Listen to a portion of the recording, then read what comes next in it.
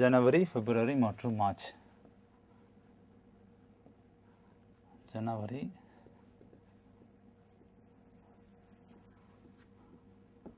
March மாதத்திற்கான ரொக்கத்திட்ட பட்டியல். சரி, இப்போ அடுத்தது என்ன பண்ண போகிறோம்? நம்ம எடிட்டிங் தனித்தனியாக பிரிக்க போகிறோம். ஸோ என்னென்ன காலம் வருதும், விவரம் ஒரு காலம் வரும். அதுக்கப்புறம் என்னென்ன மாதம் சொல்லியிருக்காங்க? ஜனவரி, பிப்ரவரி மற்றும் மார்ச். ஸோ இந்த மாதிரி 3 காலமாக நம்ம என்ன பண்ணுறோம்? பிரிச்சுக்கிறோம். ஜனவரி, பிப்ரவரி, கடைசியாக மார்ச்.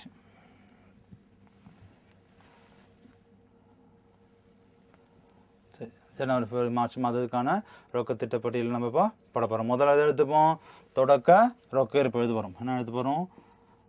ஃபஸ்ட் ஸ்டெப்புமே அதான் வரும், தொடக்க ரொக்க இருப்பு. தொடக்க ரொக்க இருப்பு அதோட என்ன பண்ணாம்பா, எவ்வளோ தொடக்க ரொக்க? ஜனவரி மாதம் தொடக்க ரொக்க வச்சுருக்காங்க 75,000. ஸோ மற்றதெல்லாம் கொடுக்க மாட்டாங்க, நம்ம தான் என்ன பண்ணோம் கண்டுபிடி. எப்படி? ஜனவரி மாதத்துக்கான இறுதி ரொக்க இருப்பு, பிப்ரவரி தொடக்க ரொக்க இருப்பு, பிப்ரவரி மாதத்துக்கான இறுதி ரொக்க இருப்பு, மார்ச் மாதத்துக்கான தொடக்க ரொக்க இருப்பாக வரும்.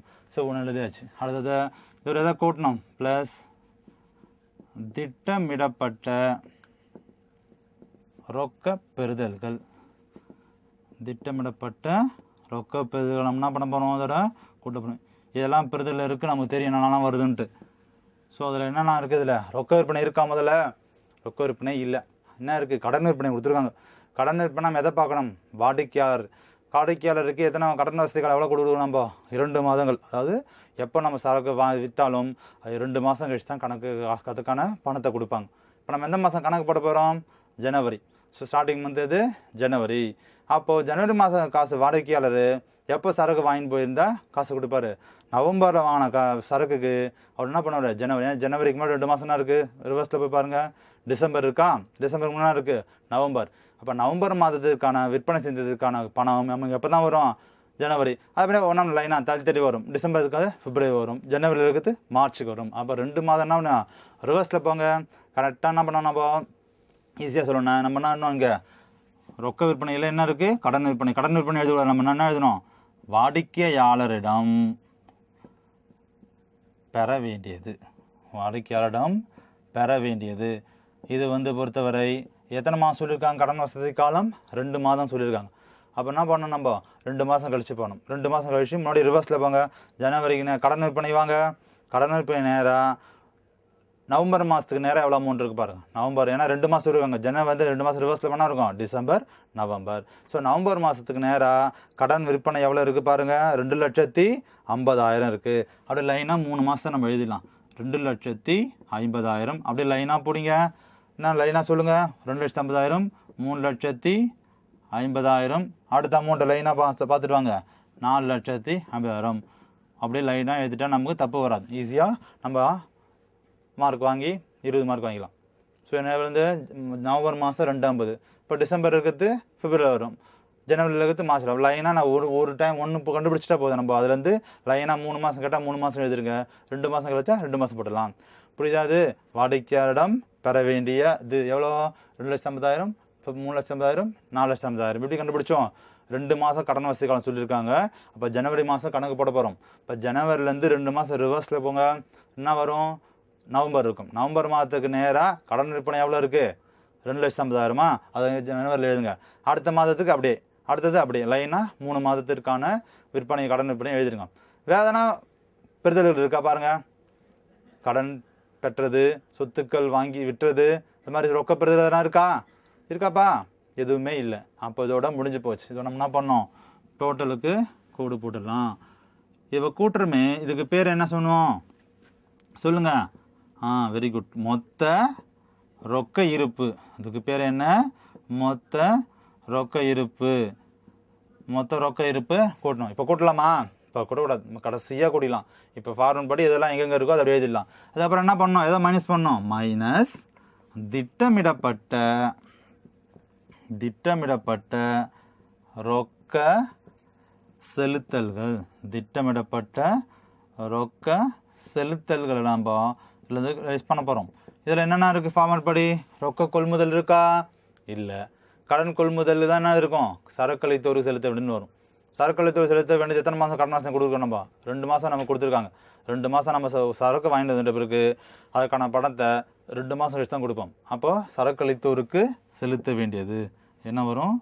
சரக்களித்தோருக்கு செலுத்த வேண்டியது. சரக்களித்தோருக்கு செலுத்த வேண்டியது. செலுத்த வேண்டியது. இப்பவும் என்ன பண்ணோம்? இதுவும் செலுத்த வேண்டியது 2 மாதம் சொல்லிட்டாங்க. அப்போது கொள்முதல், கடன் கொள்முதல் நேராக போங்க. கடன் கொள்முதல் நேராக நவம்பர் மாதம் எவ்வளோ இருக்குது பாருங்கள். ஏன்னா ஜனவரிலேருந்து 2 மாதம் ரிவர்ஸில் பண்ணா வரும், நவம்பர் வந்துடும். நவம்பர் மாதத்துக்கு நேராக கடன் கொள்முதல் எவ்வளோ இருக்குது பாருங்கள். நவம்பர் கடன் கொள்முதல் 2 லட்ச ரூபா இருக்குது. அப்படி இல்லை என்ன எழுதுங்க? நவம்பருக்கு நேராக எவ்வளோ இருக்குது? 2 லட்ச ரூபா. அடுத்து அப்படியே சொல்லுங்கள், 3 லட்ச ரூபா டிசம்பரில் இருக்குது. அடுத்து ஜனவரிக்கு நேரம் எவ்வளோ இருக்குது கடன் கொள்முதல்? அது ஒரு 3 லட்ச ரூபா. இப்போ இது எழுதியாச்சு. Very good. நான் எழுதியிருக்கோம் சரக்கு எதிர்ப்பு செலுத்த அமௌண்ட் இது. அதுக்கப்புறம் நான் செலவு சொல்லியிருக்காங்கப்பா, கூலி சொல்லியிருக்காங்க. கூலி எப்போ செலுத்துகிறாங்க சொல்லியிருக்காங்க? 1 மாதம் காலம் தாழ்த்து செலுத்துக்கிறாங்க. 1 மாதம் தள்ளி செலுத்துகிறாங்க. அப்போது ஜனவரிலேருந்து 1 மாதம் மட்டும் பின்னாடி 1 மாதம் பின்னாடி என்ன இருக்கும்? டிசம்பர் மாதத்துக்கு நேராக கூலி எவ்வளோ இருக்குது பாருங்கள்? 60,000 ரூபா இருக்குது. எவ்வளோ இருக்குது பாருங்கள்? 60,000 ரூபா இருக்குது. அப்புறம் அடுத்து லைனாக எழுது 60. அடுத்து தான் 60,000. அதுக்கடுத்து என்ன அமௌண்ட் இருக்குது? 80,000. 60,000 60,000 80,000. 3 அமௌண்ட் எழுதிட்டிங்களா? அப்புறம் வேறு சேர்த்து அட்ஜஸ்ட்மெண்ட் பாரு. என்னென்ன இருக்குது? கூடுதல் தகவல் என்னென்ன சொல்லியிருக்காங்க பாரு. ரொக்க இருப்பு போட்டாச்சு, சரக்களித்தோர் கடன் காலம் அதுவும் போட்டாச்சு, வாடிக்கையாளரும் போட்டாச்சு, கூலியும் எழுதியாச்சு. சரி, 4 சரிக்கட்டு தான் இருக்குது. 4 கூடுதல் தகவல் இருக்குது, அதை எழுதியாச்சு. வேறு எதுவுமே இல்லை. இது என்ன பண்ணலாம்? நம்ம இப்போ டோட்டல் போடலாம். இப்போ இதுக்கு டோட்டல் போனால் அதுக்கு பேர் என்ன சொன்னோம்? மொத்த ரொக்க செலுத்தல்கள். அதுக்கு பேர் என்னது? மொத்த ரொக்க செலுத்தல்கள். இதிலேருந்து லெஸ் பண்ணால் வர கடைசி ஆன்சருக்கு பேர் என்னது? இறுதி ரொக்க இருப்பு. இறுதி ரொக்க இருப்பு. இப்போ ஃபார்மட் ஃபுல்லாக முடிச்சாச்சு. இதுக்கப்புறம் என்ன பண்ணுறோம்? ஒவ்வொன்றா கூட்டி கழிக்க போகிறோம். எதை கூட்ட போகிறோம்? தொடக்க ரொக்க இருப்பையும் திட்டமிடப்பட்ட ரொக்க பெறுதல்களையும் கூட்டி இங்கே போட போகிறோம். மொத்த ரொக்க இருப்பில் போட போகிறோம். இந்த மொத்த ரொக்க இருப்பில் இருந்து மொத்த ரொக்க செலுத்துகள் லிஸ்ட் பண்ண வரதுக்கு தான் இறுதி ரொக்க இருப்பு. திரும்ப சொல்கிறேன், ஒவ்வொரு மாதத்துக்கான இறுதி ரொக்க இருப்பு அடுத்த மாதத்துக்கான தொடக்க ரொக்க இருப்பாக போகணும். இங்கே எங்கேயாவது தப்பு பண்ணிட்டீங்க என்ன பண்ணுவோம்? இறுதி ரொக்க இங்கே தப்பாக வச்சுன்னா அடுத்து இங்கே தப்பாக எழுதுவேன். இது எல்லாமே தப்பாகவும் அப்புறம் ஸ்டெப் மார்க் தான் வரும். நம்ம என்ன பண்ணணும்? அதில் 20 மார்க்கும் கரெக்டாக வாங்கணும். அது பொறுமையாக 10 நிமிஷம் தான் அதிகபட்சம் கணக்கு போடுறது. 20 மார்க் நம்ம என்ன பொறுமையாக போட்டு 20 மார்க் வாங்கிக்கலாம். இப்போ ரெண்டுத்தையும் கூட்டுங்க. 75,000 2 லட்சம் கூட்டினா எவ்வளோ வரும்? 3,25,000. இதை லெஸ் பண்ணுங்க, இதை கூட்டுங்க. செலுத்துகளை கூட்டினா 2 லட்சத்தி, அது புரியுதா? 3,25,000 இது வந்து இது 2 லட்சத்தி.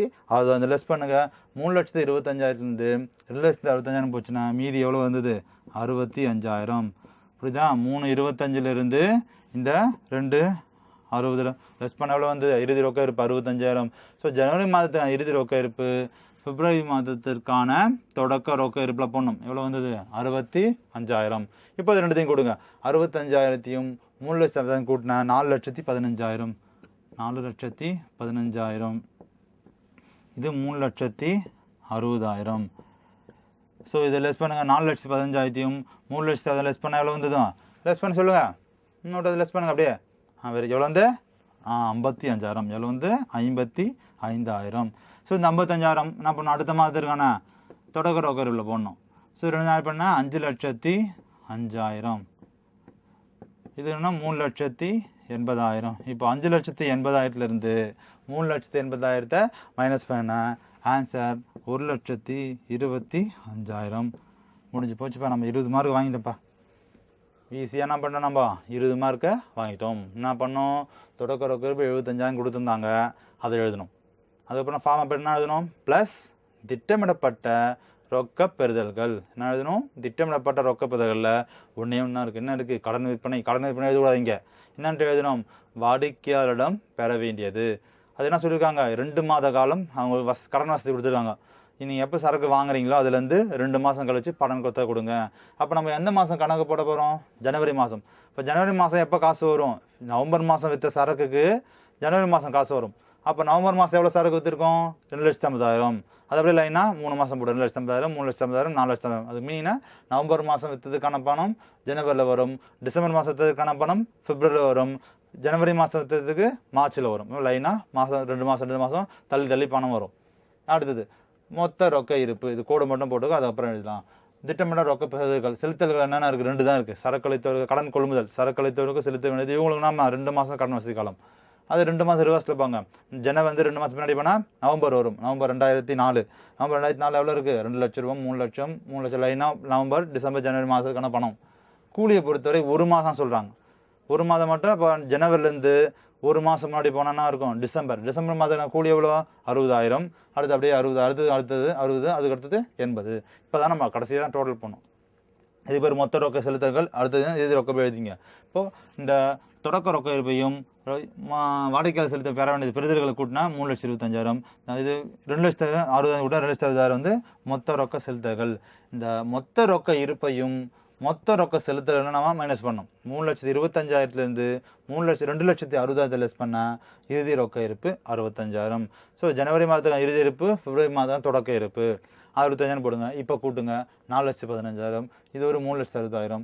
4,15,000லேருந்து 3,60,000 லெஸ் பண்ணால் 55,000 இறுதி இருப்பு. இந்த இறுதி இருப்பு அடுத்த மாதம் தொடக்க இருப்பு. இது 5,05,000. இது 3,80,000 மைனஸ் பண்ணினா 1,25,000. ஸோ நம்ம ஈஸியாக இதில் ஒரு 20 மார்க்கை வாங்கிட்டோம். ஸோ முதல்ல 2 மாதம் வச்சு போட்டோம். அதுக்கு அடுத்தது 3 மாதம் வச்சும் போட்டாச்சு. ஸோ இந்த 2ல் ஏதாவது வேணும். இன்னும் கொஞ்சம் கஷ்டமாக எல்லாமே வர மாதிரி எப்படி சார் கொஞ்சம் போடலாம்? கொஞ்சம் ரொக்க விற்பனையும் வரும், கடன் விற்பனையும் வரணும், ரொக்க கொள்முதலும் வரணும், கடன் கொள்முதல் வரணும். அடுத்த கணக்கு இருக்குது நமக்கு. புக்கில் என்ன கணக்கு இருக்குது? 7வது கணக்கு இருக்குது. இந்த 7வது கணக்கு என்ன இருக்குது? ரொக்க கொள்முதலும் இருக்குது, கடன் கொள்முதலும் இருக்குது. அதை வச்சு நம்ம என்ன போட போகிறோம். இது வந்து 2 மாதம் தான். கணக்கு பாடலாமா? ஓகே. இப்போ 7வது கணக்கு எடுங்க. உங்கள் புக்கில் 268ஆம் பக்கத்தில் 7வது கணக்கு எடுங்க. பின்வருவனவற்றிலிருந்து 2004ஆம் ஆண்டுக்கான ஆகஸ்ட் மற்றும் செப்டம்பர் மாதத்துக்கான ரொக்க திட்ட பட்டியல் தயாரிக்க. விவரம் ஜூலை, ஆகஸ்ட், செப்டம்பர். என்னென்ன கொடுத்துருக்காங்க ஒரு விவரத்தில்? ரொக்க கொள்முதல், ரொக்க விற்பனை, கடன் கொள்முதல், கடன் விற்பனை, செலவுகள். ஸோ இதில் என்ன இருக்குது? ரொக்க விற்பனையும் இருக்குது, கடன் விற்பனையும் இருக்குது, ரொக்க கொள்முதலும் இருக்குது, கடன் கொள்முதலும் இருக்குது, ஒரே செலவுன்னு கொடுத்துருக்காங்க. சரி, கூடுதல் தகவல் என்ன சொல்லியிருக்காங்க பாருங்கள். ஆகஸ்ட் மாதம் 1ஆம் தேதி எதிர்நோக்கும் தொடக்க ரொக்க இருப்பு 80,000. ஸோ எந்த மாதம்? முதல் கணக்கு தொடங்குறது ஆகஸ்ட் மாதம் இருந்ததில்ல, அந்த மாதத்திற்கான தொடக்க ரொக்க இருப்பு மட்டும் சொல்லியிருக்காங்க. எவ்வளோ அது? 80,000. அதான் முதல்ல எழுத போகிறோம் நம்ம. அடுத்தது 2வது பாயிண்ட் என்ன சொல்லியிருக்காங்க? சரக்களித்தோருக்கு அனுமதித்த மற்றும் வாடிக்கையாளர்களுக்கு அளித்த கடன் வசதி காலம் 1 மாதம். இந்த கணக்கில் சரக்களித்தோருக்கும் கடன் வசதி காலம் 1 மாதம் தான், வாடிக்கையாளருக்கும் கடன் வசதி காலம் 1 மாதம் தான். அடுத்து செலவுகள் அம்மாதத்திலே செலுத்தப்பட வேண்டும். செலவுனா சொல்லுங்க, எந்த மாதம் செலவு பண்ணுறோமோ அப்போவே காசு கொடுத்துட்றோம். கடன்றே கிடையாது. உடனே செலவு பண்ணால் எந்த செலவு பண்ணாலும் அப்போவே பைசா கொடுத்து அந்த மாதத்துலேயே செட்டில்மெண்ட் பண்ணிடுறோம். அடுத்து ஆகஸ்ட் மாதத்தில் பெற வேண்டிய பங்காதாயம். பெற வேண்டியதுனாவே நம்ம என்னது வரணும்? பெறுதல்களில் வரணும். பெற வேண்டியது எங்கே வரணும்? பெறுதல்களில் போடணும். அது அடுத்தது லாஸ்ட்டு செப்டம்பரில் செலுத்தப்பட வேண்டிய கழிவு. செப்டம்பர் மாதம் என்ன பண்ணுறாங்க? செலுத்தப்பட வேண்டியதுன்னா செலுத்தல்கள். அப்போ இதை வச்சு நம்ம என்ன பண்ணலாம்? ஈஸியாக நம்ம கணக்கு போட்டுடலாம். அப்போ ஒரு எக்ஸ்ட்ரா ஒன்று பெறுதல் ஒன்று சொல்லியிருக்காங்க, செலுத்தல் சொல்லியிருக்காங்க. சரி, என்ன மாதம் சொல்லியிருக்காங்க? ஆகஸ்ட் மற்றும் செப்டம்பர். ஸோ கணக்கு எழுதுங்க. ஆகஸ்ட் மற்றும் செப்டம்பர் மாதத்திற்கான ரொக்கத்திட்ட பட்டியல். ஆகஸ்ட் மற்றும் செப்டம்பர் மாதம் ரொக்கத்திட்ட. ஸோ விவரம் தொடக்க ரொக்க என்ன மாதம் வருதுல்ல? ஆகஸ்ட்டு, செப்டம்பர் 2 மாதம் தான். சரி, இது என்ன இருக்குது? தொடக்க ரொக்க இருப்பு. ஸோ தொடக்க ரொக்க இருப்பை பொறுத்தவரை ஆகஸ்ட் மாதம் தான் கொடுத்துருக்காங்க. எவ்வளோ தொடக்க ரொக்க இருப்பு சொல்லுவாங்க? 80,000. ஆகஸ்ட் மாதத்துக்கான தொடக்க ரொக்க இருப்பில் சொல்லியிருக்காங்க 80,000 தொடக்க ரொக்க சொல்லியிருக்காங்க. இதுக்கப்புறம் என்ன எழுதணும்? நம்ம எதை கூட்டணும் சொல்லுங்கள்? எதை கூட்டணும்? திட்டமிடப்பட்ட ரொக்க பெறுதல்கள். திட்டமிடப்பட்ட ரொக்க பெறுதல்களை கூட்ட வேண்டும். திட்டமிடப்பட்ட ரொக்க பெறுதல்கள் நம்ம என்ன பண்ணுறோம்? கூட்டணும். அதில் என்னென்ன இருக்கு சொன்னோம்? இதில் ரொக்க விற்பனையும் இருக்குது, கடன் விற்பனையும் இருக்குது, ரெண்டுமே போகணும். முதல்ல நமக்கு எது அப்படியே எடுத்துடலாம். ரொக்க விற்பனைக்கு அந்தந்த மாதம் அப்படியே போடணும். ரொக்க விற்பனை அர்த்தம் பணத்தை பெற்றுக்கொண்டு தான் பொருளை நம்ம விற்கிறோம். பொருளா? அப்போது ரொக்க விற்பனை என்னென்ன இருக்கும்? பணத்தை உடனே வாங்கிடுவோம். அப்போ ஆகஸ்ட் மாதம் ரொக்க விற்பனைனா அந்த மாதம் பணம் வந்துடும். அப்போ இப்போ ஆகஸ்ட் மாதத்துக்கான ரொக்க விற்பனை எவ்வளோ இருக்குது பாருங்கள், 3,25,000. ஆகஸ்ட் மாதம் நேராக ரொக்க விற்பனை பாருங்கள், ஆகஸ்ட் மாதத்துக்கு நேராக ரொக்க விற்பனை எவ்வளோ இருக்குது, 3,25,000. 3,25,000. அதே போல் செப்டம்பர் மாதம் நேரம் ரொக்க விற்பனை எவ்வளோ இருக்குது, எவ்வளோ, 4,75,000. 4,75,000 ரொக்க விற்பனை முடிஞ்சிச்சு. ரொக்க விற்பனை என்னன்னா ஆகஸ்ட் நேரம் செப்டம்பர் என்னென்ன அமௌண்ட்டு அப்படியே போடணும். அதெல்லாம் நான் இருக்கு, பணம் ரொக்கத்தை பொருளை விற்றவனே ரொக்கத்தை வாங்கிடும். அடுத்து கடன் விற்பனை கொடுத்துருக்காங்களா, கடன் விற்பனை எழுதக்கூடாது. என்ன எழுதணும்பா சொல்லுங்க, என்ன எழுதணும்பா, வாடிக்கையாளரிடம் பெற வேண்டியது, வாடிக்கையாளரிடம் பெற வேண்டியது, வாடிக்கையாளரிடம் பெற வேண்டியது. அதுக்கு என்ன வரும், கடன் விற்பனையை பார்க்கணும். வாடிக்கையாளர் பெற வேண்டியதை பொறுத்தவரை என்ன சொல்லியிருக்காங்க, எத்தனை மாதமாக கடன் வசதி காலம், 1 மாதம். எத்தனை மாதம், 1 மாதம். அப்போ 1 மாதம் ரிவர்ஸில் பண்ணோம். எந்த மாதம் கணக்கு போடுறோம், ஆகஸ்ட்டு. ஆகஸ்ட்டுக்கு முன்னாடி என்ன மாதம் இருக்கும், ஜூலை. ஆகஸ்ட் என்ன மாதம் இருக்கும், ஜூலை. ஜூலை மாதத்துக்கு நேராக கடன் விற்பனை எவ்வளோ இருக்குது பாருங்கள், 2,75,000. அப்படியே அடுத்த அமௌண்ட் என்ன இருக்குது, அடுத்த அமௌண்ட்டில் என்ன, 2 அமௌண்ட்டு 3,45,000. 2,75,000. அடுத்து 3,45,000 கடன் விற்பனை இருக்குது. அதை நம்ம என்ன எழுதணும், வாடிக்கையாளர் பெற வேண்டியது. வேறு ஏதாவது வருமானம் சொல்லியிருக்காங்களா, அதுக்கு கீழே கூடுதல் வரணும் பாருங்கள், பெற வேண்டியது பங்காதாயம், சொத்து விற்றதெல்லாம் இருக்கா, கீழே இருக்கா பாருங்கள், இருக்குது. என்ன இருக்குது, ஆகஸ்டத்தில் பெற வேண்டிய பங்காதாயம். ஸோ பெற வேண்டிய பங்காதாயம், அது ஏதாவது ஒரு மாதம் சொல்லியிருக்காங்க. பெற வேண்டிய பங்காதாயம் எந்த மாதம் மட்டும்தான், பங்காதாயம் ஆகஸ்ட்டில் மட்டும்தான். ஆகஸ்ட் மாதம் பங்காதாயம் பெற வேண்டிய எவ்வளோ, 16,000 ரூபாய். செப்டம்பரில் கிடையாது, டேஷ் போட்டுங்க. வேறு ஏதாவது பெறுதல் இருக்கா, வேறு எதுவுமே இல்லை. அப்போ இது டோட்டல் போட்டுடலாம். இதுக்கு பேர் என்ன சொன்னோம் நம்ம, மொத்த ரொக்க இருப்பு. மொத்த ரொக்க இருப்பு இருக்கும், புரிஞ்சுதா. முதல்ல என்ன பண்ணோம், தொடக்க ரொக்க இருப்பு எழுதணும். அதுக்கப்புறம் திட்டமிடப்பட்ட ரொக்க பெறுதல்கள். திட்டமிட்ட ரொக்க பெறுதல் என்னன்னா இருக்குது, ரொக்க விற்பனை, வாடிக்கையாளர் பெற வேண்டிய ரொக்க விற்பனை அப்படியே எடுத்தணும். ஆகஸ்ட் மாதத்துக்கான ரொக்க அப்படியே எடுத்தணும், செப்டம்பர் அப்படியே எடுத்தணும். கடன் விற்பனை மட்டும் என்ன பண்ணுவாங்க, 1 மாதமா. அப்போ ரிவர்ஸில் ஆகஸ்ட்டில் 1 மாதம் ரிவர்ஸில் வந்தால் ஜூலை. ஜூலை மாதத்துக்கு நேராக கடன் விற்பனை எவ்வளோ இருக்குது, 2,75,000. அடுத்தது 3,50,000. பெற வேண்டிய பங்காதாயம் ஆகஸ்ட்டில் மட்டும் இருக்குது, எவ்வளோ, 16,000 ரூபாய். இதெல்லாம் கூட்டினா அதுக்கு பேர் மொத்த ரொக்க இருப்பு. அதுக்கப்புறம் என்ன லெஸ் பண்ணணும், திட்டமிடப்பட்ட ரொக்க செலுத்தல்களை நம்ம என்ன பண்ணணும், திட்டமிடப்பட்ட ரொக்க செலுத்தல்களை மைனஸ் பண்ணணும்.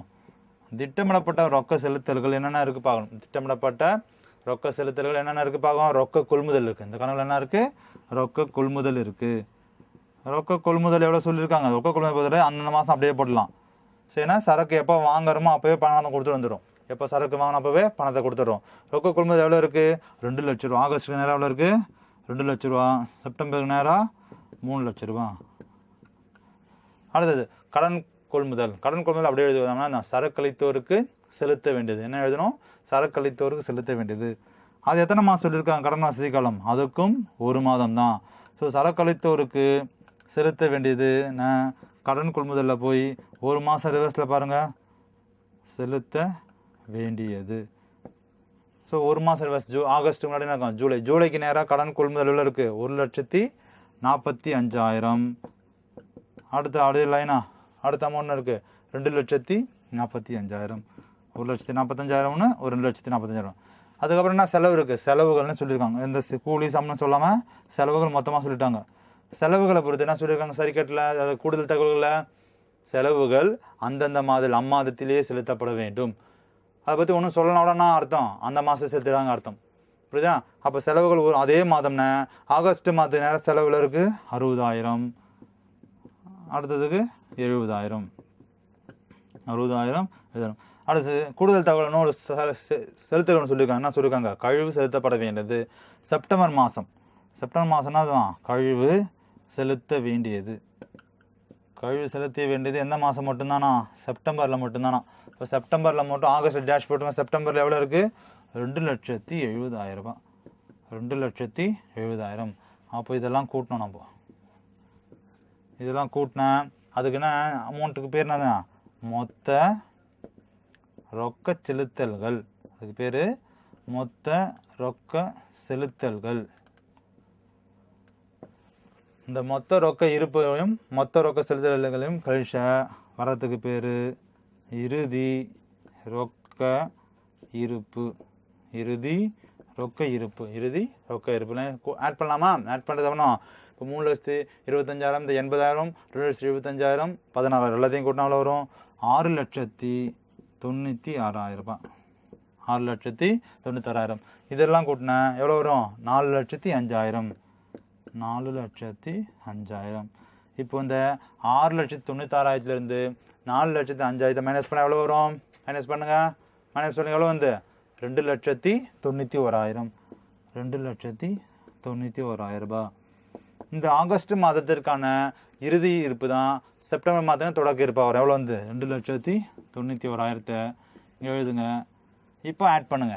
தொடக்க இருப்பு எழுதிருப்பு தான் நமக்கு டோட்டலே போடணும். டோட்டல் வந்து ஆட் பண்ண 11,11,000. இதை ஆட் பண்ண எவ்வளோ வந்தது?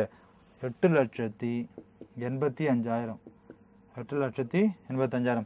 இப்போ 11,11,000 இந்த 8,80,000 மைனஸ் பண்ண 2,26,000 முடிஞ்சிருச்சு. நம்ம 20 மார்க். ஸோ இந்த 3 கணக்கு மாடல் பார்த்துட்டாவே நீங்கள் புக்கில் இருந்தோ இல்லை ப்ரீவியஸ் பப்ளிக் கொஸ்டின்